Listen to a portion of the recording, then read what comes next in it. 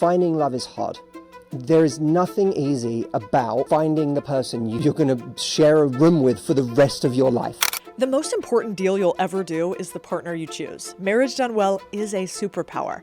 That's why today I bring you Matthew Hussey, arguably the world's foremost dating coach. There's an arrogance among a lot of entrepreneurs that they think, if you're not on board and you don't support me, and it's like, no, being with an entrepreneur is a nightmare. Do you have frameworks or tactics you use? But I have these things I call emotional buttons. When we feel an emotion, and it's a good emotion, and we want to feel it again, it's really, really important to just... If you're young and you're having a hard time finding somebody, does it help if you're like, maybe I should try dating across the aisle? Ask yourself, what was missing last time around? That because that thing was missing, I was miserable. You have to have a strong enough reason to believe that the game is worth it. For the last 20 years, he's advised everyone from regular folks to royalty, literally. And his clients include people like Eva Longoria and Tyra Banks. He's written bestsellers, gone viral on every platform you can name, and also built one of the most loyal female audiences on the internet, helping people find maybe the most important thing in the world, love, and keeping it. So without further ado, let's bring on Matthew Hussey to talk about how do we find love, how do we keep it, how do we date, and how do we not just get married but stay married happily. So for my single friends, I keep hearing that it's harder than ever out there, that they can't find someone, even if they were married before, they're divorced, they're trying to figure it out. You've been doing this for 18 years, talking to people about dating and psychology and marriage and partnership. Is it harder now today than any other time? And what's different now? I think in some ways it is harder now. I think there's more and more news stories now about what's happening for men and women. Yeah. Not that I want to plunge headfirst into those political debates, but it's become, I think, hard to ignore that there is something going on that is making life difficult at all different age groups. Yeah. You have people who are out there who are really looking for commitment. You have women looking for commitment, and we're living in a world where, I don't know the stats off by heart, but women are making more money, men are struggling, a lot of men, not all men, but a lot of men. Women are more educated, a lot less men by comparison are graduating. So there seems to be something going on there in terms of, women whose standards have gone up, men who are struggling to keep pace. Yep. How does that then show up in dating in terms of, are women happy with who they're meeting? Are men happy with who they're meeting, or the ways that they're feeling necessary, or in any way, are they struggling with where they are? Are they struggling with their confidence? I think there's just an awful lot going on in terms of men feeling sidelined and men not feeling like they match up to some ideal. That's going on the women's side too. Women feel like they're not matching up to an ideal. I think that social media has created an ideal that's so hard for any of us to live up to. It's created a completely fake image of what success is, of what a good-looking person is. Like, you can't even trust what Santorini looks like anymore. That's so true. You know what I mean? How could you not be disappointed these days going to Santorini? It's been perfected on Instagram. So, what has happened to holiday destinations has happened to our faces, has happened to people, has happened to lifestyles. So there's a kind of impossible standard that I think a lot of people are looking for. And like I said, we can get into it, but I think it affects people differently depending on the age they are. Interesting. Whether they're in their 20s, and you're now finding, I saw a news piece the other day that Gen Z women are having an easier time, some of them dating millennial men, because some of their political beliefs are more aligned than they are with men their own age, because we're living in this really strange time where, it used to be the case that young people were the most liberal, and now, especially among men, they trend more conservative. So you've now got a lot of very liberal women finding a lot of men their age have very different views than them on life, and they're finding that older men have more things in common in terms of their views than men their own age.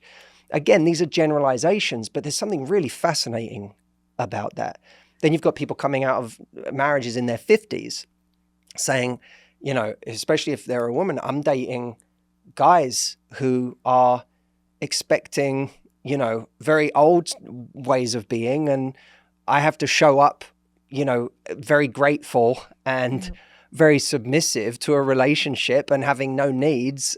Meanwhile, they're not offering an awful lot. Many of them don't want to commit again. They don't want to get married again. They don't want to be back in a situation where they're being told what to do or where they're having to answer to anybody. So there's just so many mismatches across the board right now.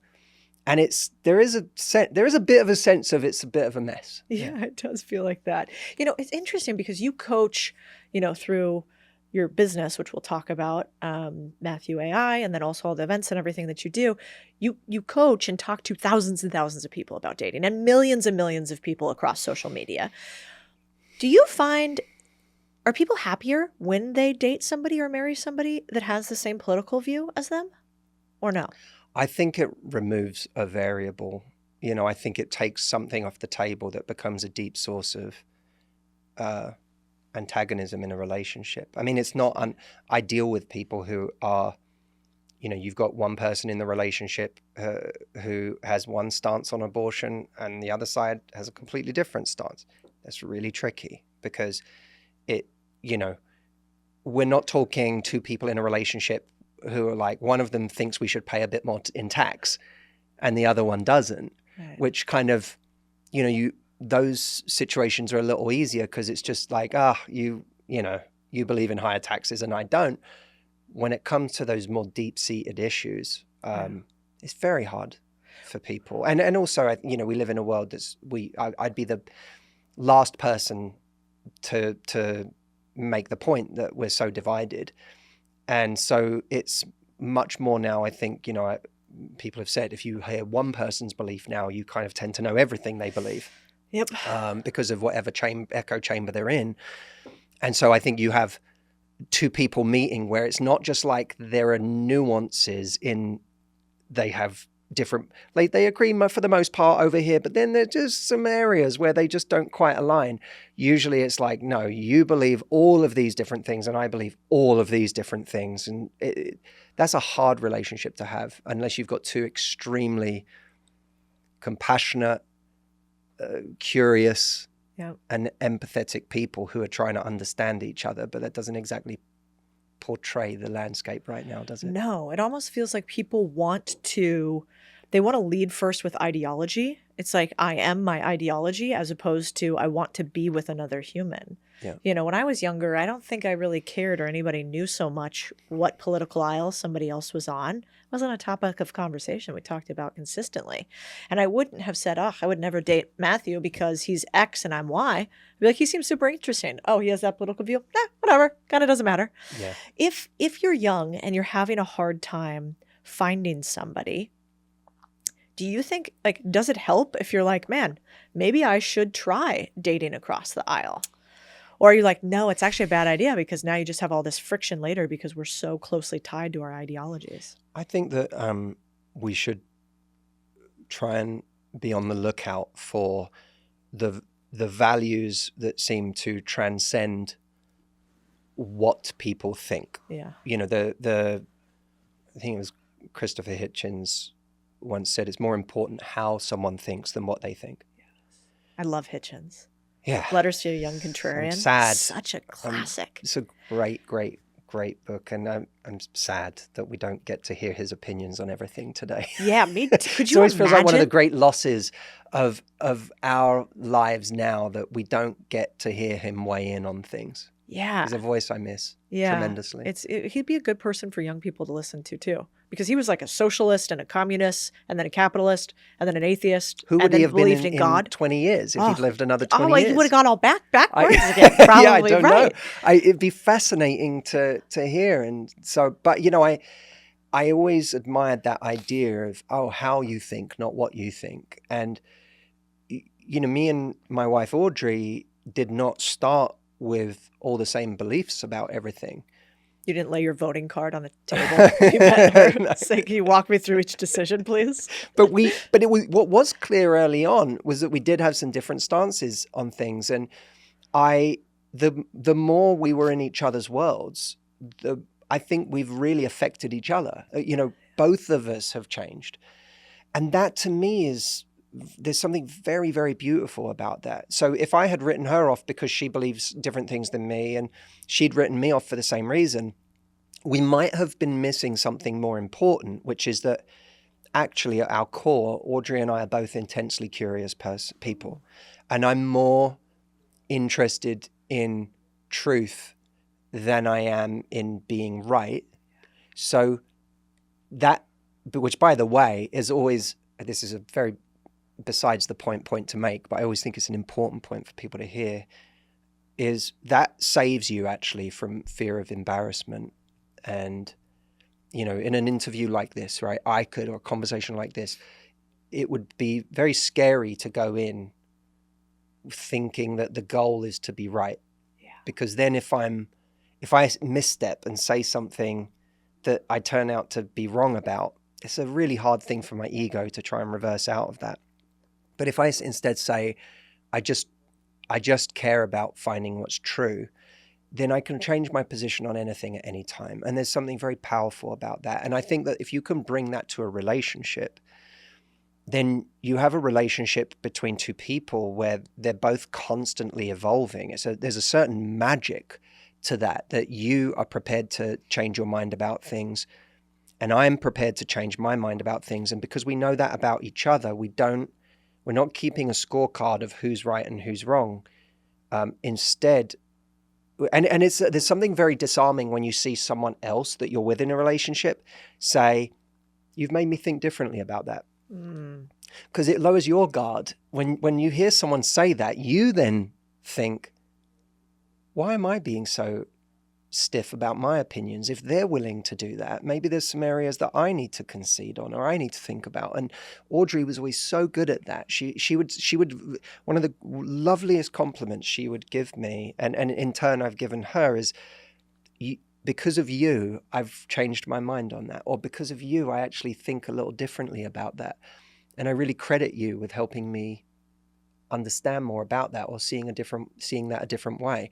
It's such a gorgeous compliment to receive from someone. And I know that getting that compliment from her has made me, it's actually disarmed me in a lot of ways. And seeing that she has the humility to shift ideas has bred more of that humility in me in a relationship where I can think of times in the past where I've been very defensive and digging my heels in on a position and very competitive about who's winning the argument. And, we just don't have that in our relationship, which is lovely. And that's why I say that's deeper than what we thought was like this layer.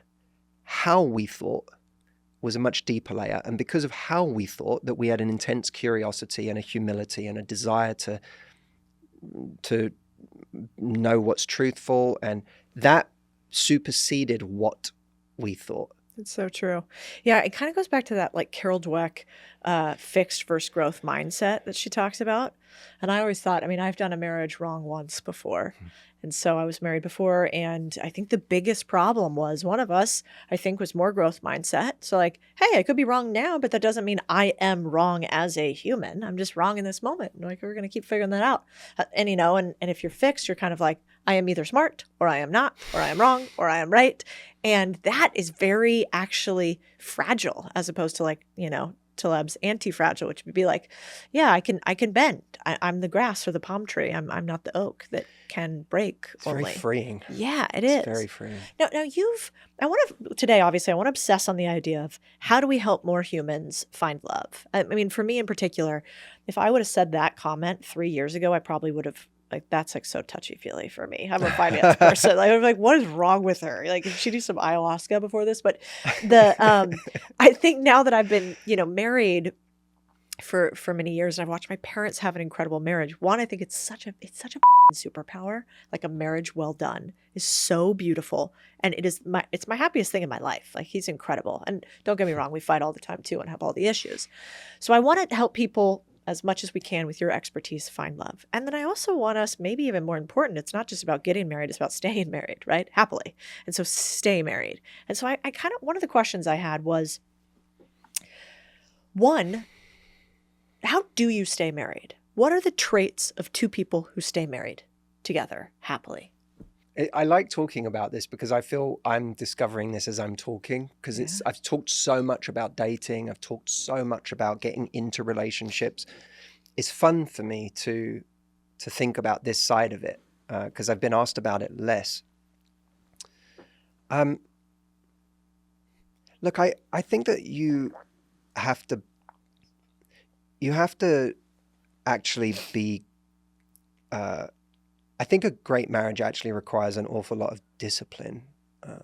It's not a word that comes up a lot in relation to relationships, but I actually think discipline is really, really important because if you have a good body, there's because there's a discipline there about the way that you show up in that area of your life. And it's not easy. It's not, there are days you don't feel like going to the gym. I don't feel like going to the gym. I would say 4 out of 5 days Same. that I go. I really don't. It's one of those things that I feel I'm happy I did it after I did it. Beforehand, not so much. And every area of our life is like that. Our business is like that. Dating partnerships aren't the only ones that are really important. So are partnerships in business. If you guys right now are looking to build your business and you're confused on your next partner, on the next move in your business, I want you to know we got your back. We actually just started something only for owners of businesses who are looking to grow.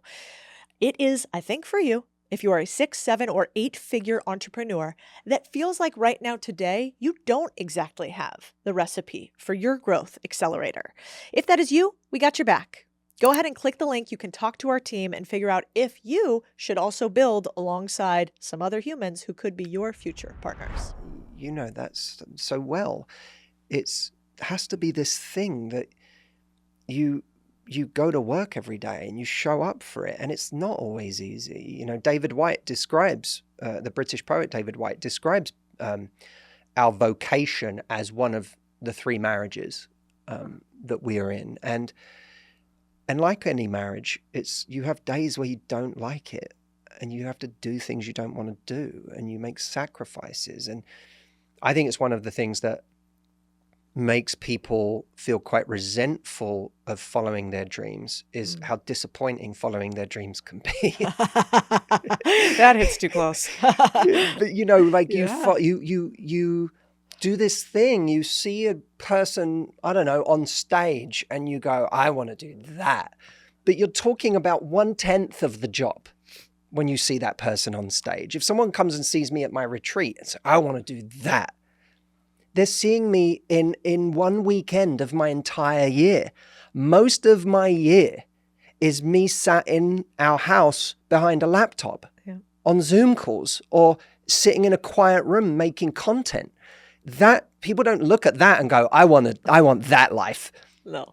They see you on stage, I want that. And that's such a small part of it. So then someone does it and they go, oh my God, I think I'm doing it wrong because I don't feel naturally happy all the time, or I don't feel naturally excited all of the time. So there are days where you don't want to do it. And I think there's true of relationships as well. It's challenging some days. You don't have the energy for it. You don't feel like listening to someone today when they're talking about something they're going through. And you're like, oh my God, I've 100 other things to do today.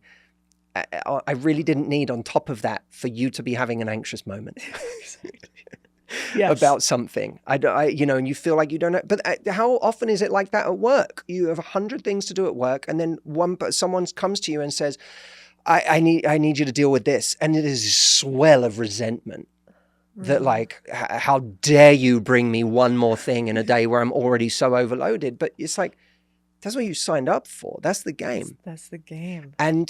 And so when you realize that's the game, you have 2 choices. Either decide the game is worth it, or you bail, or you stop trying, which is the slow death from that point on.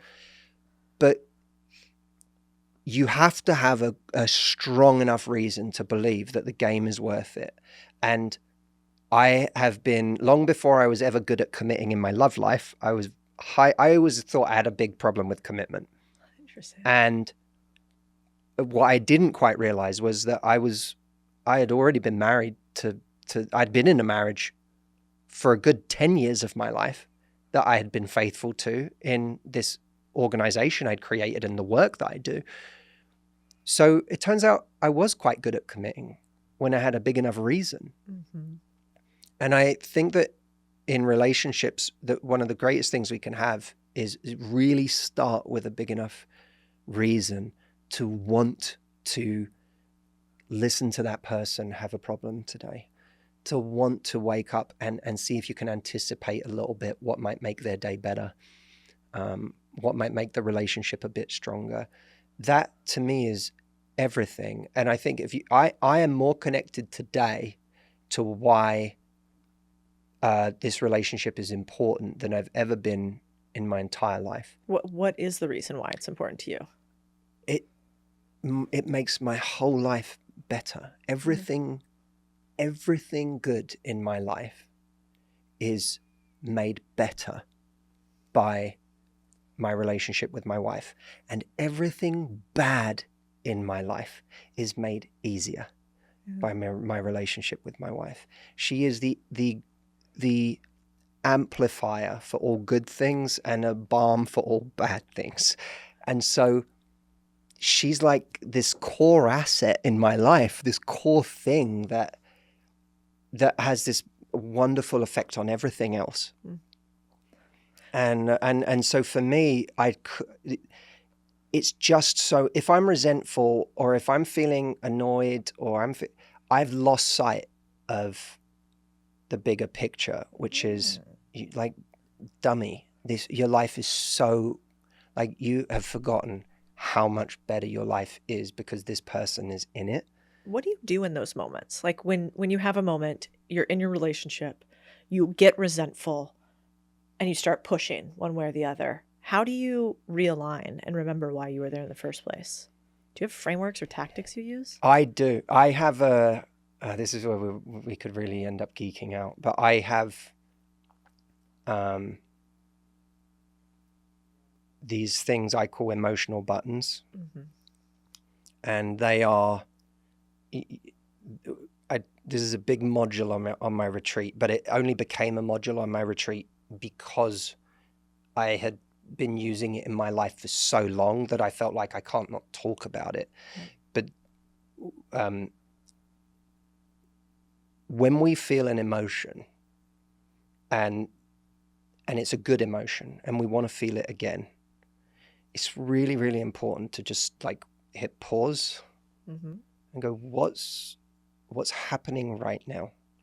Is there a kind of set of ingredients right now that has led to me feeling this way? And it can be, it can be something really simple. I mean, there's a in that movie, The Fighter with Mark Wahlberg, and I forget the other guy's name, but it's about two brothers, really. It's about this relationship between two brothers. And there's this moment where Mark Wahlberg is about to get in the ring for this big fight. And his older brother is stood there with him. And he puts his forehead against Mark Wahlberg's head. And he's just talking to him. But I get goosebumps as I'm saying it because he's talking to him, but he's being like, he's making him feel safe in a moment where there's so much going on and there's so much noise and there's so many nerves, and his older brother is really there for him in that moment. And it became this instant kind of emotional button for me for why I wanted to be a good brother.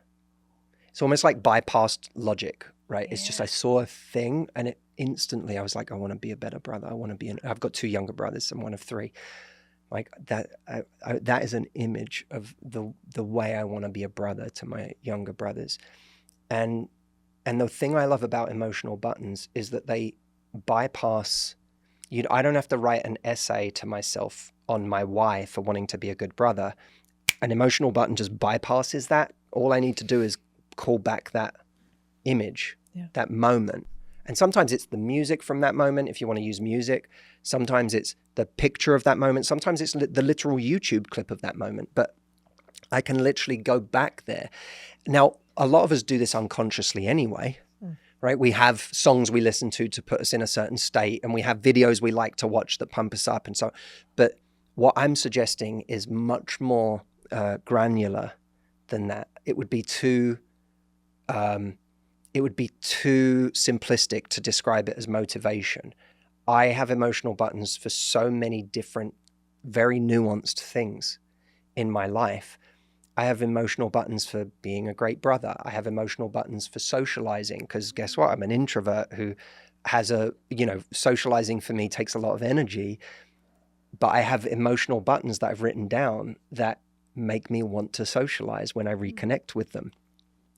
So to your point, to circle back, I have lots of emotional buttons for wanting to be an amazing partner, and for how wonderful my relationship is, and how lucky I am, and the kind of husband I want to be to my wife. I have emotional buttons, and they're not things I've conjured out of thin air. That's the beautiful thing about emotional buttons. You're actually working with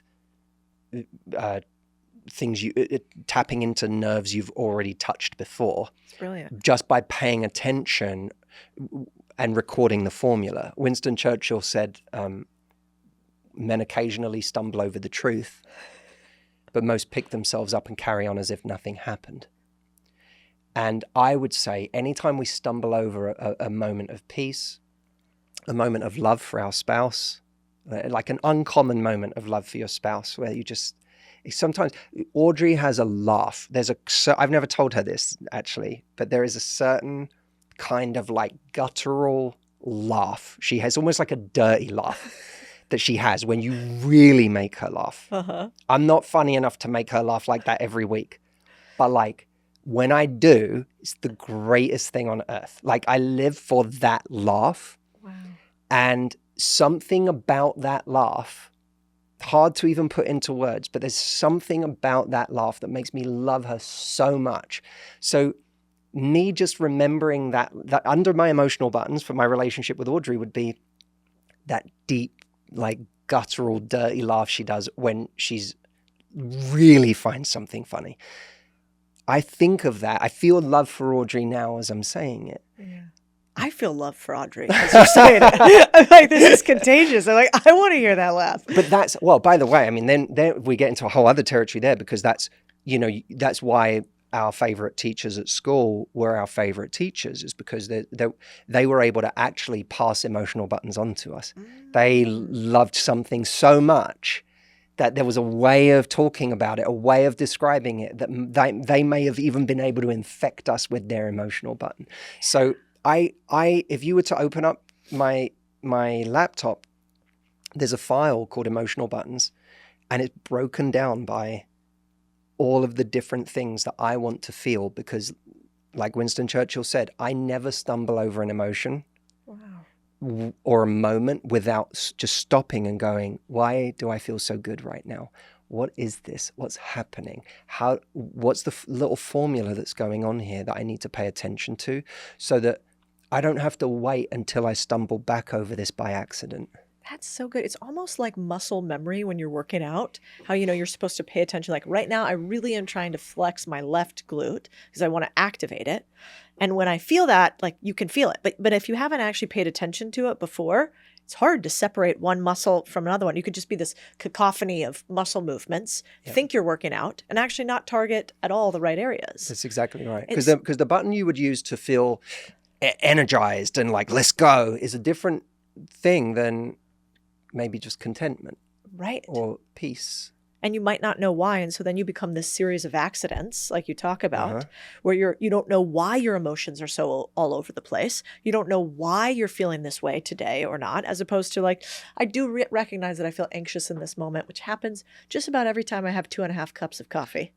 and I don't get a good night's sleep because I sleep better with my spouse. That is such a powerful unlock. I'm going to start doing that. I literally, there's almost no tool that I use more in my life than I have a little day planner that I put my to-dos in and whatnot.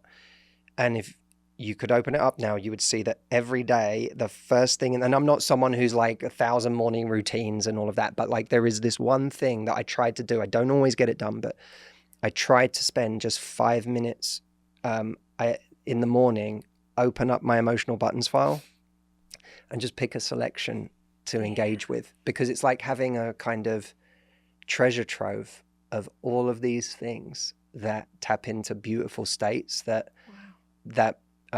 bypass logic and just make me feel like I feel very, very abundant when I look at them. And you know what else I like about it? It's really simple. Like if I think about my husband, he notices them more. He has much better self-awareness and body awareness than I do.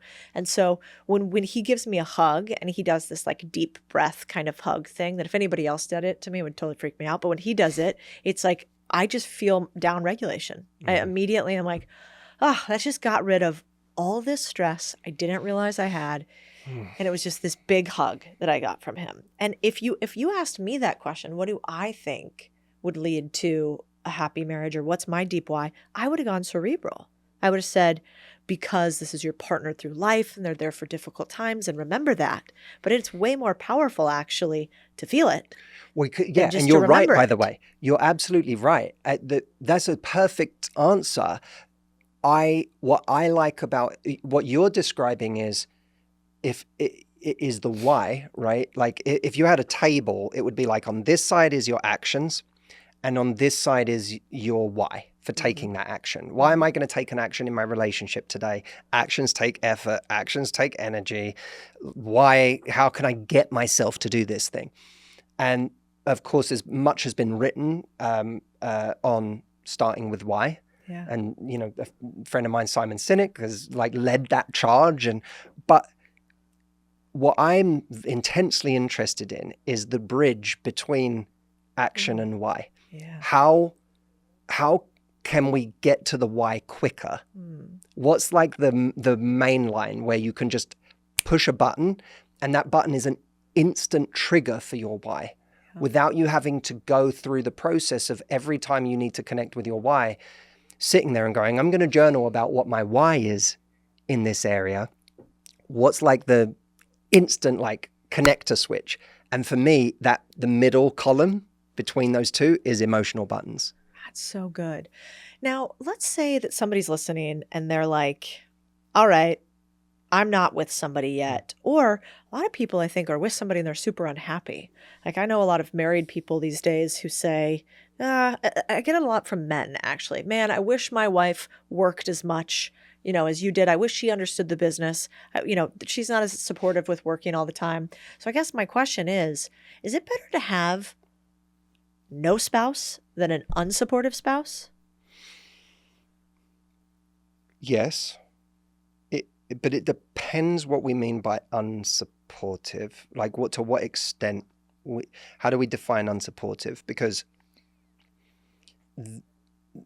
there's so much to say on this.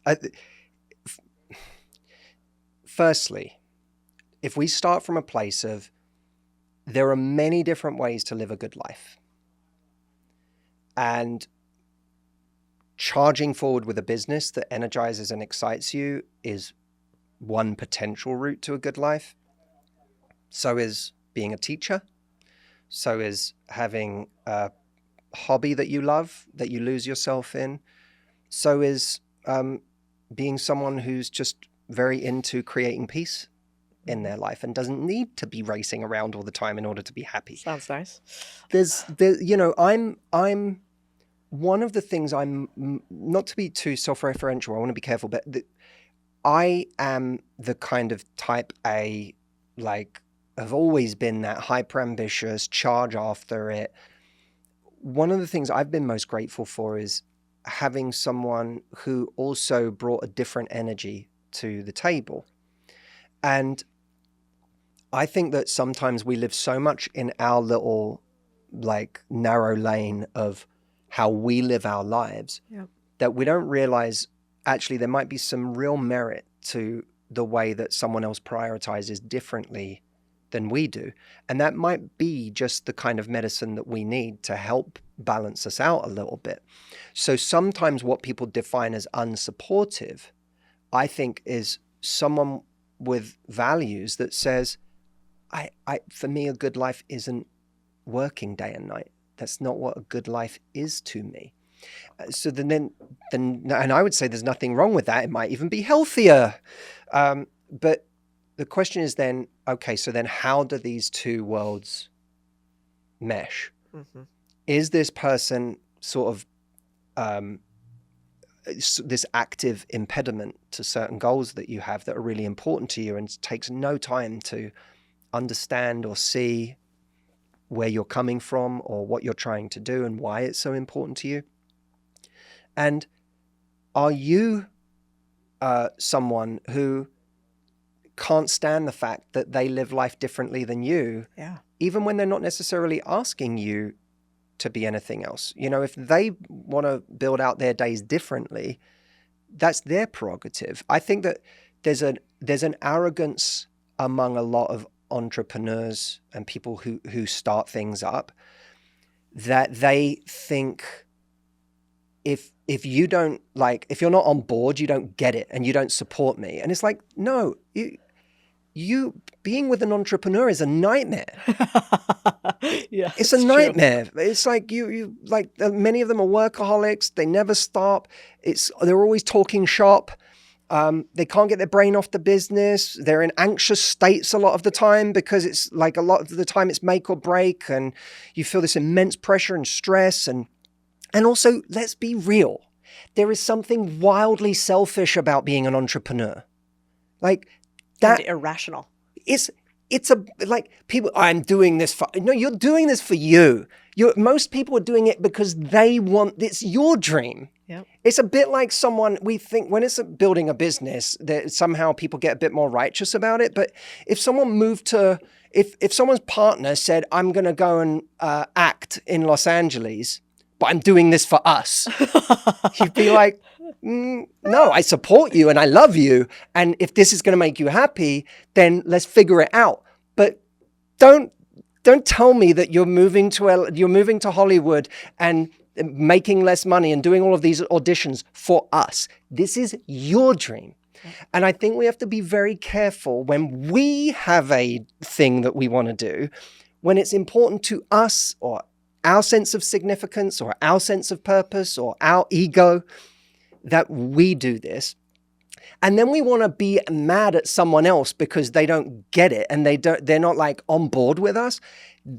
A team is one where I recognize your goals and you recognize mine, and we both really, really care about each other's goals.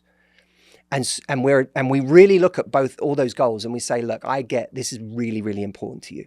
How do we make this work? Like, what can we do? And you do the same for me. It's not one-sided. We do it for each other. That's a healthy relationship. But I get a little like frustrated with all of the people out there who have decided that they're going to go on this like crazy mission, and then they're mad at their partners for having questions. Yeah, it's actually, when you say it that way, it's so true. You know, do you think, it's interesting.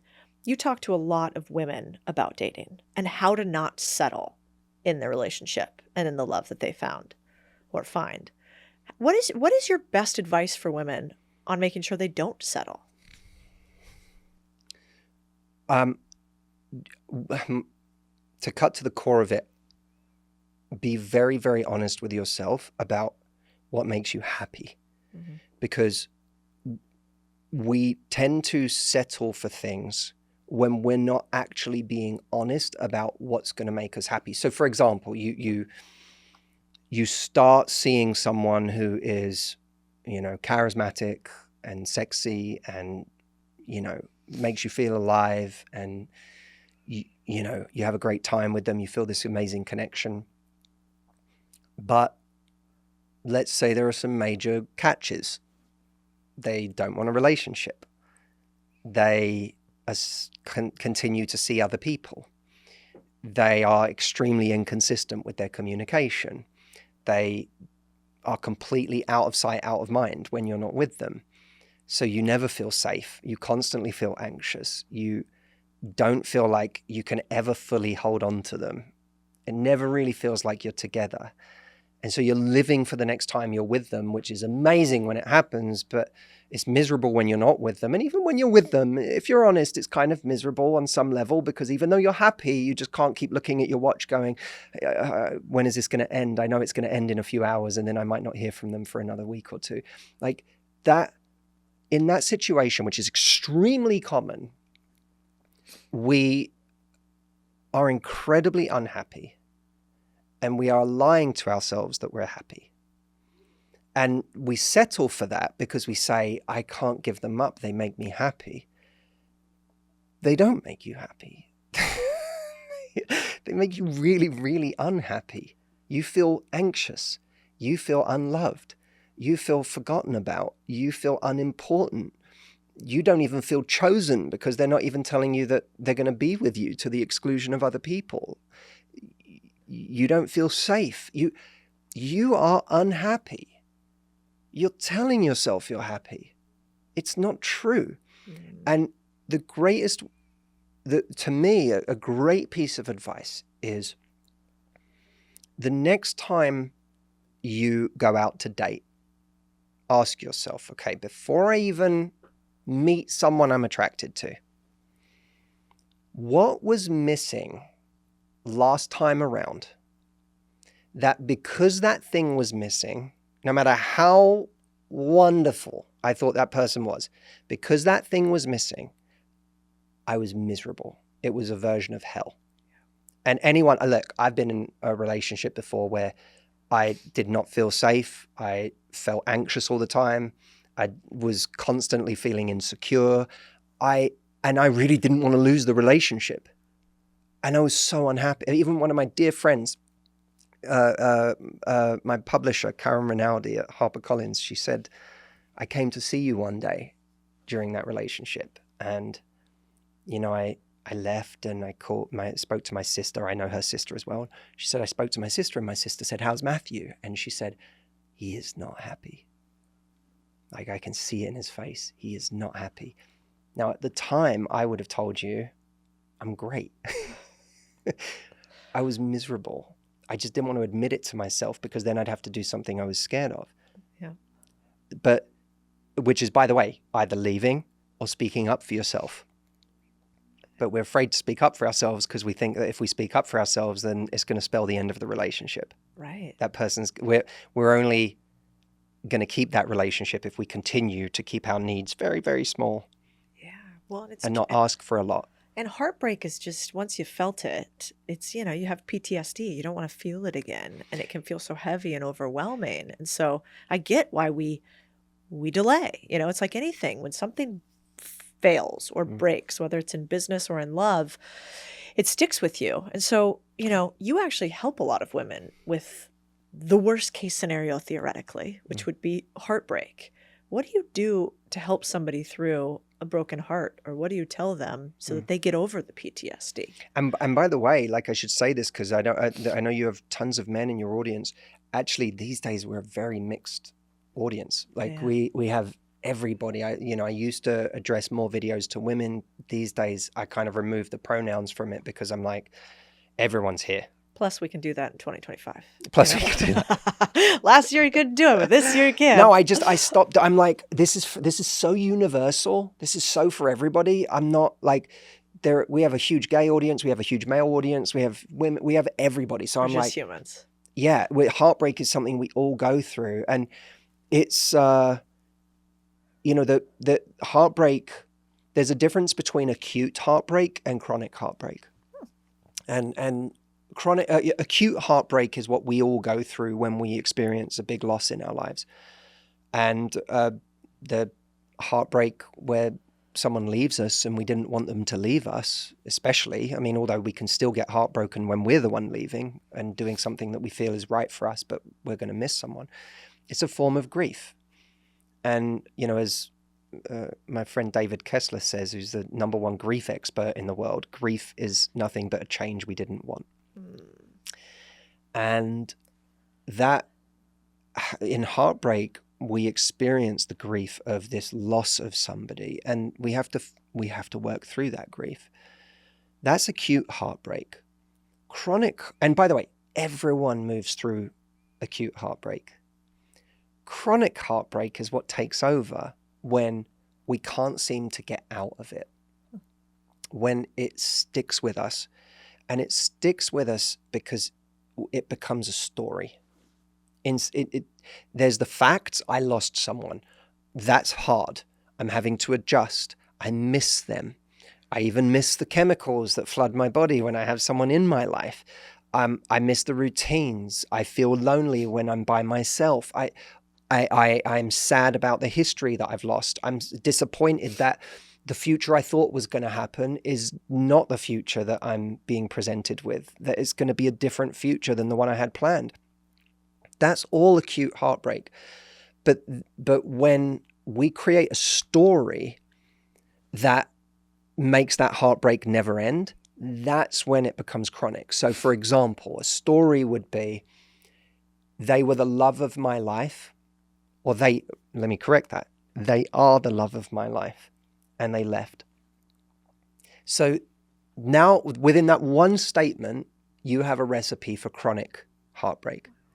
Because now, no matter whether it's year 1, year 3, or year 5, the love of my life is out there somewhere, dating other people, getting married to somebody else, living their life, and they're not with me. Does that happen a lot? Do a lot of people? For sure, yeah. Because we go on believing they're the love of my life. And the truth is they're not the love of... They were a love in your life, but that...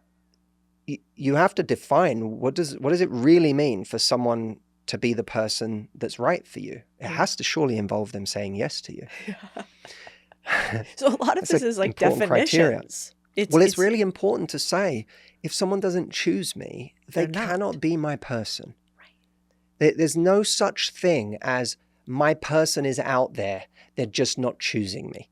That does not make sense. By definition, the right person for us is the person who sees what's valuable about us. It's the person who chooses us. The right person can never be the person who doesn't choose you.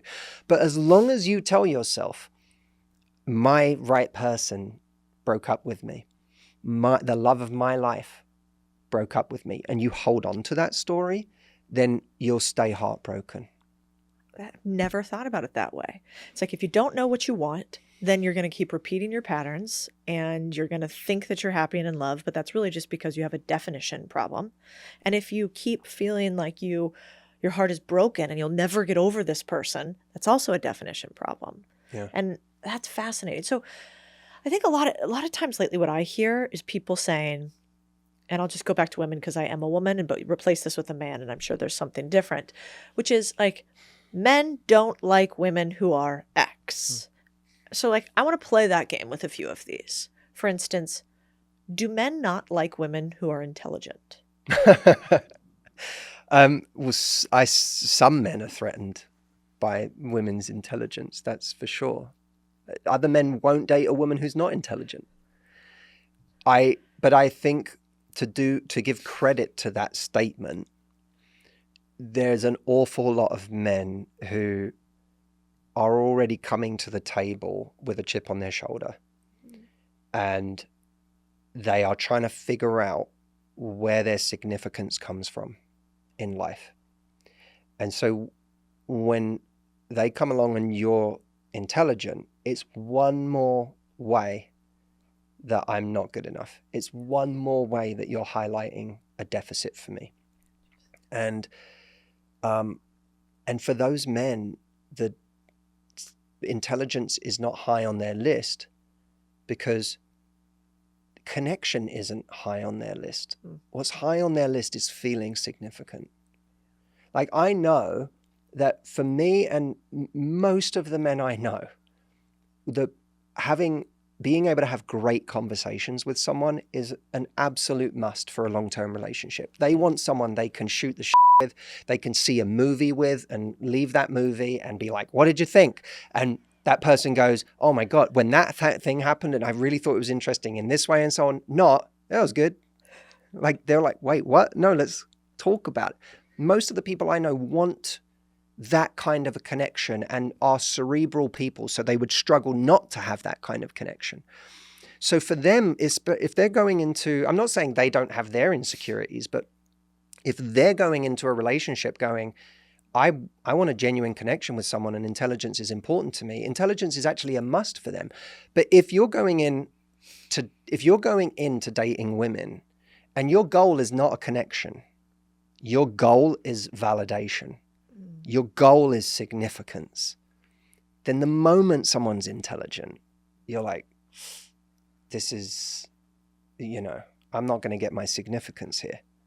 And then add to that, if someone feels like they don't make enough money, or they're not tall enough, or they're not whatever it is they've told themselves they must be in order to be defined as a significant and attractive male, then any of those markers can immediately throw someone off balance. And so I think that's what happens is women's intelligence throws a lot of men off balance when they're already coming from a place of insecurity. You do such a good job, and this is why I like your content so much, of being able to see both sides of the gender and being able to see different types of humans without a lot of judgment, but saying like, well, if their highest value is X and your input is Y, you're going to have Z equation. And like, we're not making judgments on it. It just is what it is. Kind of goes back to that makes sense. Your core point is, I don't want to be right. I want to find what's true. And so I think that's why you seem to resonate with so many people, because you're like, I'm not zeitgeist. I'm not saying something to be clickbaity over here because I want to trigger somebody. I'm saying here's the truth that I found for any type of human. But it's really helpful because you don't hear that side as often. Thank you. That's very kind. It means a lot. I think I really do see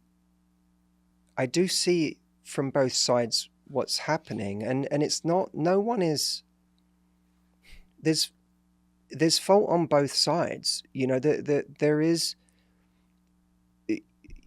I work with women every day who are themselves valuing the wrong things, who themselves are putting too much of a premium on something that doesn't matter, or who have forgotten that, hey, it's an extremely immature place to come from, to think that a guy has to come to you bold and confident in every way when you're not 16. He doesn't, it's not, stop waiting for the captain of the football team to walk through the door as this, paragon of this model of confidence. And he wasn't even that then. It's like, put down the romance novel for a second. This is a 16-year-old perception of the captain of the football team. He didn't have it all figured out, and he was insecure. Yeah. He just covered it up in a whole bunch of other ways. It's like there are women out there who are not paying enough attention to the nuances in men, or realizing that, hey, look, there are guys who are intimidated by everything. And that's a certain percentage of guys who can't handle a woman making money or more money than them, who can't handle a woman who's pretty, who they think could leave them, who can't handle someone who is intelligent or accomplished. That is too much for them. And then, for a lot of people they become quite angry. Not everyone, but a lot of people do become quite angry. And then, yes, there's a small percentage of guys who, for whatever reason, their wiring, their upbringing, whatever assets they naturally have, are wildly confident and are very at ease with themselves and with women. There's a lot of people in the middle, which is the biggest group by far, who are just trying to figure out, like, where do I fit in, and what is my value? And I think that value in a relationship is a team sport. I think we hear the rhetoric all the time, like, you have to come whole, and you have to have figured out all of your stuff, and you have to, and I find that to be such a gross oversimplification. I think who doesn't come to a relationship with insecurities? Who doesn't come with a little, like, baggage, or like someone did something and it made you a bit jealous and now you feel threatened and you don't know how to articulate it, and we all come with something. Some people come with trust issues. Some people come with a bit of a feeling of like, a guy might come to the table and he's always been told his whole life that he's not that bright.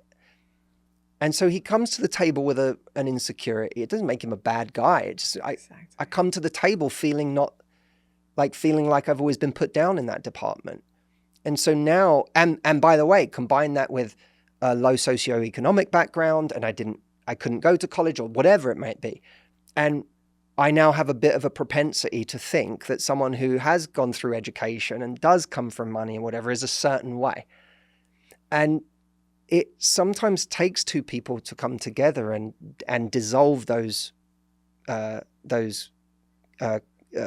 caricatures we have of each other and those ideas we have of each other and those assumptions, to make us like drop our guard and go, oh, I don't need to be that.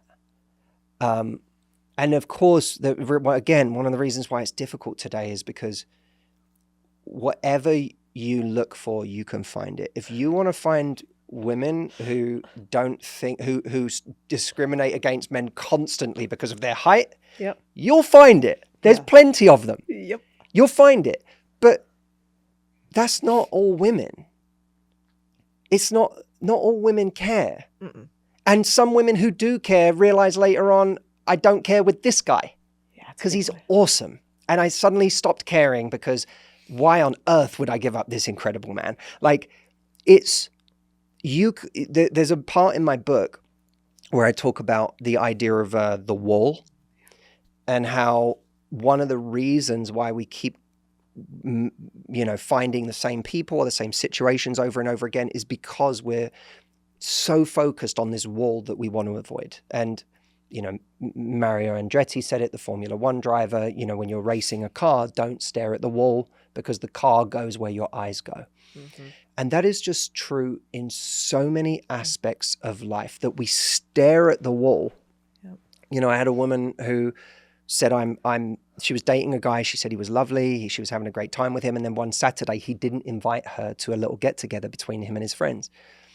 And she had massive issues with abandonment. And so when he didn't do that, she thought about it for 2 nights and couldn't sleep. And then the day of, she texted him and she said, in the middle of this get together, she was like, why didn't you invite me?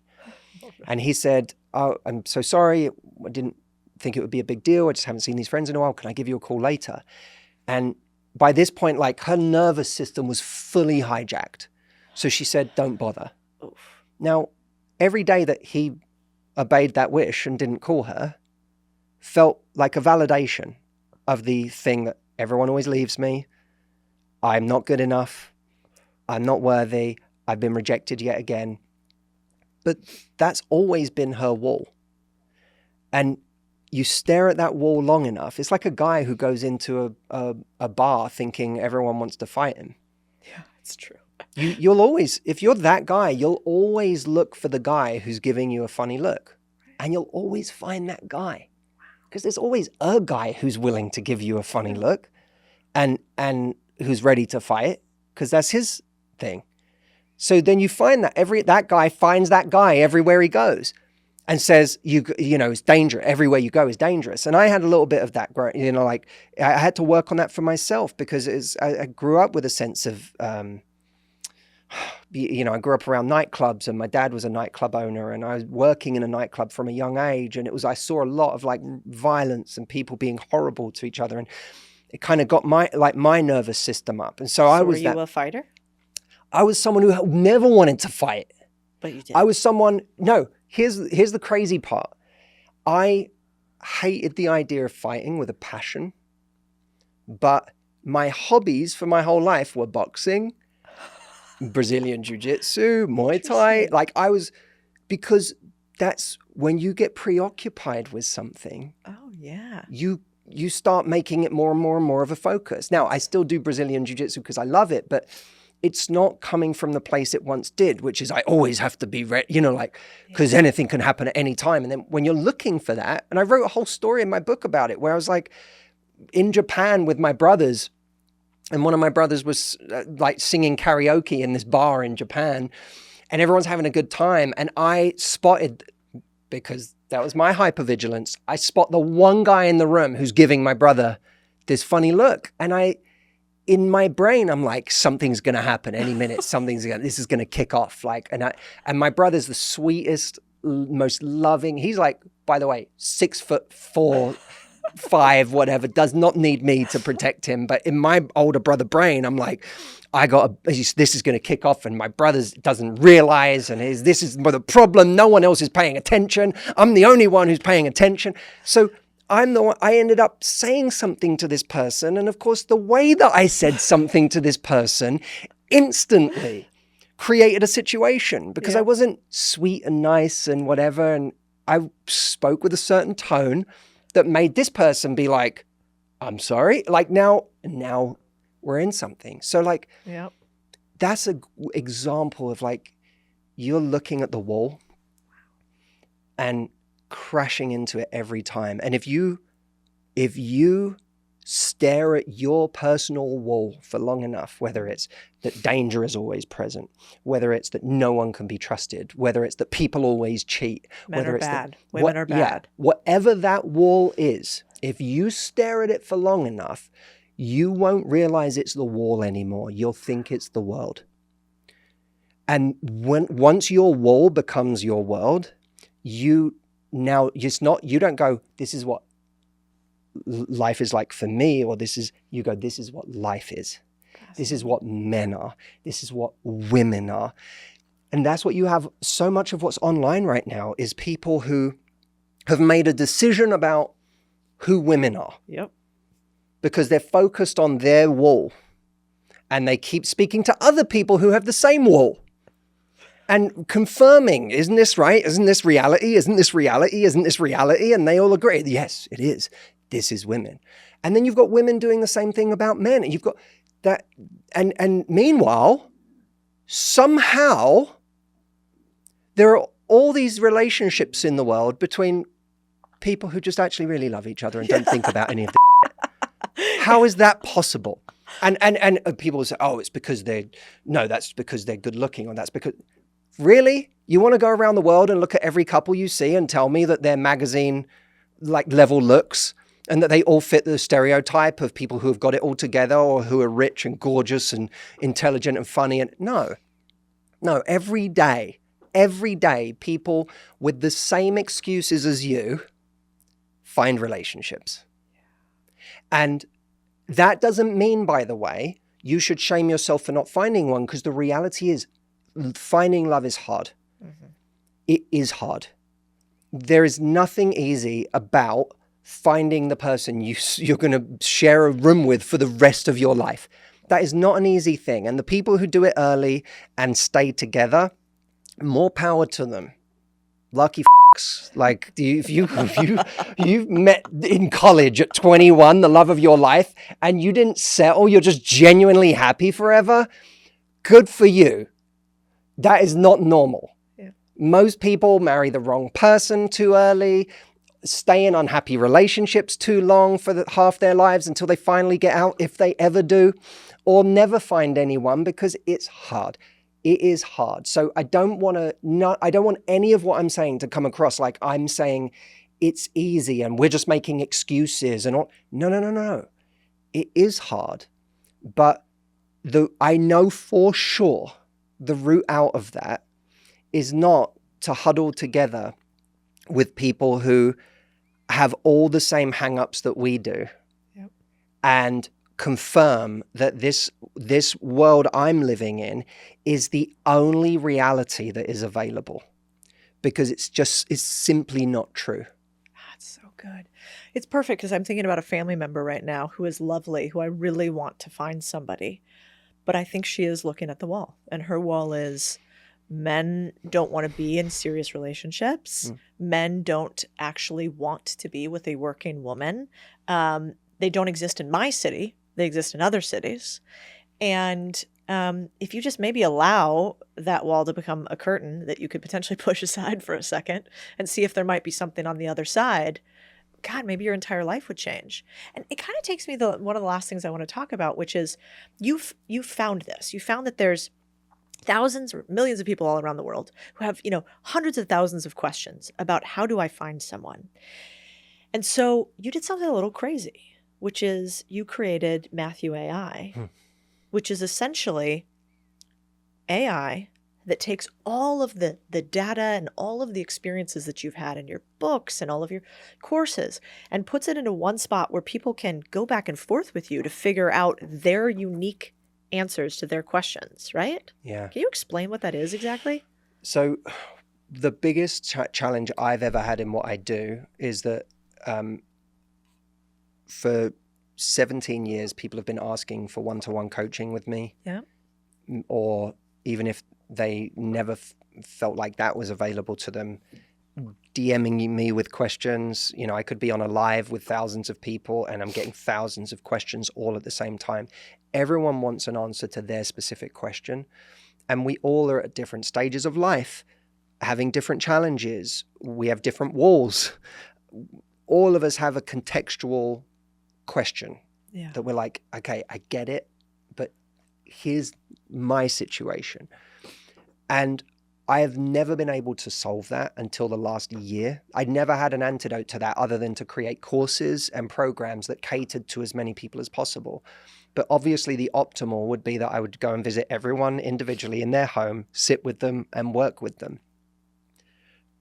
What we created with Matthew AI was, for the first time, a way that I could actually do that. Because as you say, we took 20 years of my content, courses, retreats, all the things, by the way, 99% of my audience have never taken.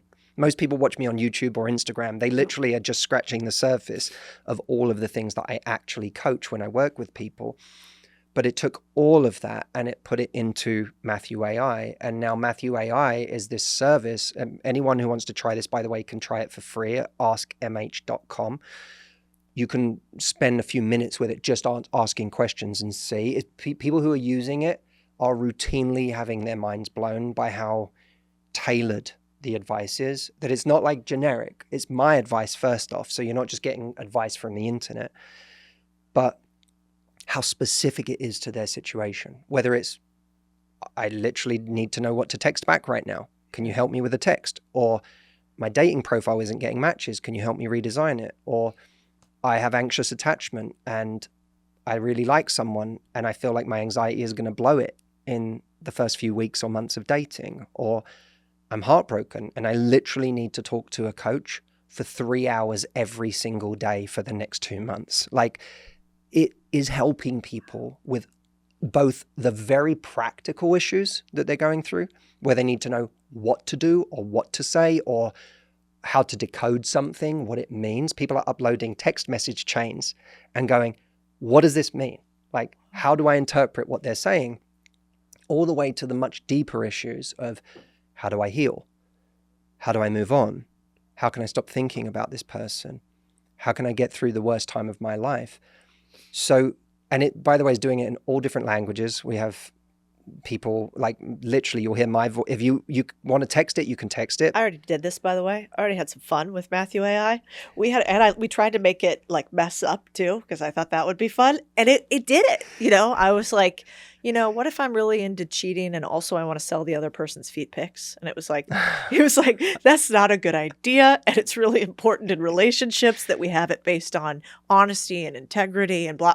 And I was like, this guy. It didn't just support your evil goals. No, it didn't just, which is really important. Yeah. Sometimes, you want to make sure, if you have friends, what do friends do? They're like, yeah, sure. Yeah, you're the best. He's wrong. It's him, not you.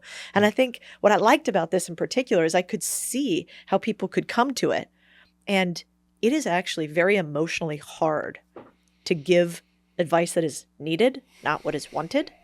And if you're not a pro and you just go to your buddies, you're never going to hear the things that you really need unless you have it one very rare, strong-willed human who's also highly trained in it. And so I had fun seeing that they could have a version of you who also is not always the nicest, the kind, but not always, exactly maybe what somebody wants. No, it's real. And because it's what I would say. It's you're hearing what I would say to you if you asked me that question. And it's and to your point, by the way, it's not just that it will be honest with you, it's that you can be truly honest with it. Because I have people who tell me there are things that I can ask Matthew AI and share that I would never ask my friends, or it's far too vulnerable for me to say this to anyone in my life. I even have a very small group of clients that I work with over the course of a whole year called Club 320. And I have women who are in that group who tell me, I can access you as a coach. Like every month we have a call together. They're like, I know I can ask you a question. And there are questions I've still asked Matthew AI because they are so intimate that I know, like, I just can't ask you directly, which they can, but they don't want, it's like some people are like... Feet pics. Yeah. When it's regarding the sexualization of their feet. But they'll go and ask Matthew AI something that they wouldn't even ask me. So it's a very, very, it's discreet, it's tailored, it's contextual, it's immediate. You're not waiting a week for an answer. You couldn't, even the clients that I'm closest to can't call me at 2 a.m. Whereas if you're in the middle of the night, you can't sleep, and you're worried about like a situation you're in, or you're scared that you're going to text someone you shouldn't, or someone just sent you a text and it's got your heart racing, the Matthew AI is literally there in that moment to answer in the moment, which is what makes the biggest difference. It's so cool. I think that's a real innovation. You were super early, like we were talking about before on YouTube, 20 years doing this on the internet, real longevity and expertise. And then this new world of, I think learning in the future is not going to be courses. It is going to be, I want hyper-specific immediate feedback loops so that I can learn at my progress level and speed. And so I think it's really cool. And I hope more people do something like that because, man, like how incredible. We quoted, I don't know, we had 5 or 6 quotes between us of some people that we think extremely highly of through history. What would it be like to get to conversate with a Winston Churchill? It's literally like what we said. Like, I wish Christopher Hitchens was here. I would be, if I had Christopher Hitchens, if I had Hitch AI, I would be asking him like about every world conflict right now, every world leader. I'd be going, what do you think of this? Like, tell me. I just have to know. Like, there's something fascinating about that idea of especially in a world where it feels like everything has become so expensive, like the democratization of access to someone that you really would like to speak to. That to me is really exciting. The idea that someone who couldn't afford to come to one of my live retreats can still get access to me in that way is very, very comforting. Oh, that's amazing. Well, thank you, Matthew Hussey. Incredible information about dating and marriage, and maybe most of all, the future of AI in a way that we could apply it to love. Who would have thought? Thanks for having me. And it's real pleasure talking to you. I know you said some very kind things about me, but I'm not nice. I'm kind, so I meant them. No, I appreciate it, and I feel that, and it's clear to me, why people really love what you do. You bring a real, to the point, cerebral, but still compassionate voice to the things you're doing. It's rare. What you're doing is rare. Well, thank you. And same. And we'll link everything in the show notes. I want people to follow Matthew everywhere around the internet. I think the world is a better place if we all find a little bit of love. And I loved the line of, like, he said, I promise you right now, every single day, other humans just like you are finding love. And that's kind of beautiful in a world that cues a little bit more of it. Yeah. You guys want to know something crazy? Only about 40% of you who are listening to this right now are actually subscribed to the podcast. If you want to see bigger guests, better guests, and get the answers to more of your questions, do me a solid. Hit the follow or subscribe button. And the only way this podcast grows is by you sharing it with people. It's actually the hardest thing that I've ever grown, this podcast. So do me one more solid, which is share this with somebody you love who you want to find love. All right, until next week, guys. Hey guys, if you've ever thought about buying a business, we've built what I think is the best acquisitions and business buying community and education curriculum in the world. If you've ever thought about wanting to buy or own a business, or if you want to add more businesses to the mix, it's called the Contrarian Community. And what this is the goal is we give you the 3 things that the best business buyers use: your own advisory team, your own investment committee, and a deal team. We get together each week to review deals live and beat up all the deals that you're currently looking at while you simultaneously learn the best way possible, which is called modeling, by seeing other people put together deals. This is how private equity buys businesses. This is how investment teams work. And we're stealing the methods from Wall Street and giving them to you. If this is interesting to you, go to click the link and you can actually talk to my team direct about if this is a fit or not. We can help guide you. The link is in the show description.